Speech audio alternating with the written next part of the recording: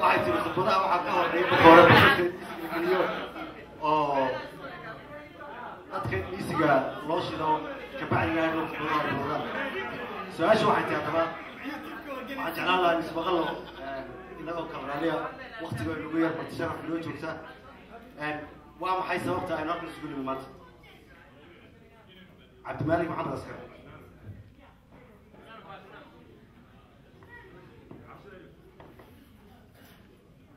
بسم الله الرحمن الرحيم.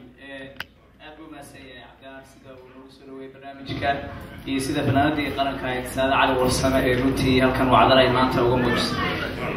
وحنا يا لكن إنه شانس ولا ينا إيجن وقضية يعني ترك الله حفلة دم كورني أما قال فيه شانس وهلي. مركا سؤال شو هو إنسان حوي ما أنتم حين هل كان يعني سكول waa very simple way waqti badan oo ku qaadan maayo sababta halkan aan isku nimid waxa weeye inaynu u dabaaldegno ama aynu xusno taariikhdii qaaliga ahayd ee aan soo marnay haddii aan nahay Soomaaliyeed ama haddii aan nahay dadka ka soo jeeda gobolada waqooyi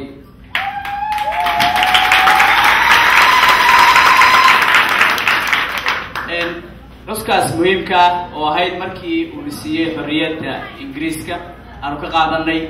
bishii June 26 sanadku markuu ahaa 1960 oo hadda laga joogo 48 sano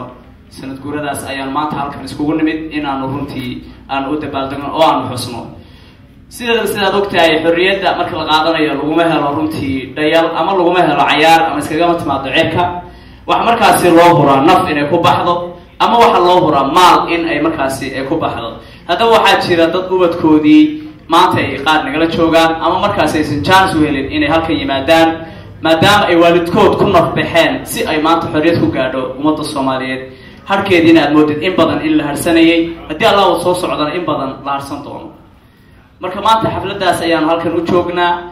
haddii Allah uu dalo ogolaado waxaan nala jooga dad badan oo martiya oo qaadaan dhigi doona sida xafladaasi ku timid xorriyadaas aan leeyahay sida ay ku timid iyo sida ay u dhalatay iyo maxaa ka dambeeyay iyo hadda sidee buu yahay xaaladda Soomaaliyeed waxaan muhiimad mudan ama qaarkiin laga yaabo in isweydiinayaan maxaa keenay in loo dabaaldego sanadkan 2008 ka xafladda 48 anniversary-ga oo hore loogu dabaaldegi waay sanadkan sida aad ogtihiin 2008 ka waa sanad runtii Soomaalida u furaya wado sida anugu rajaynayo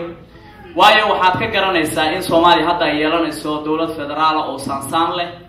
waxaad arkaysaa in haddeer la heshiiyay qoladii muqaawamada ahayd ee asmara joogi jirtay in haatan ay diyaar u yihiin sidii Soomaaliya ay isugu marayaan haddaba maadaama sanadkan maruu yahay mid muhiim ah ayaa waxaanu isla garanay annagana in aanu markaasi balbilowno si Soomaaliya la isugu keeno Soomaaliya markii hore sidee bay iskugu timid ayaa la isweydiiyay Soomaaliya markii hore waxay isugu timid baa la yiri qoladii nooradka ahayd maadaama ay ugu horreeyeen inay xorriyadda qaateen inay ka bacdina marka ay walaalaha Soomaaliya ay ku biireen haddaba waxaan niri bal sanadkan 2008 ka maadaama uu yahay sanad barwaaqo ah sanad heshiisiin ah bal inay haddana sidoo kale Soomaalida dib isugu keeno oo markaas reunionkii uu bilowdo sida lagu bilaabi karo iyo wadadeedina markaas laga shaqeeyo marka aad iyo aad baan runtii u mahadsantihiin ka soo qaybgalkana ka soo qayb gasheen garaalaada hadalka ku dheeraaday gadaal ayaan laga faahfaahin doonaa wixii su'aalaha way furan yihiin fanaaniin badan oo imaan doona runtii caawa halkan nagala damaashaadi doonto iyo dad badan oo Soomaaliyeed aad baan u mahadsantihiin maanta ka timaadeen cabdimalik aad u mahadsanyahay muddo hadda laga joogo bil ayaa xafladan waxaa soo hadal qaaday dhalinyaro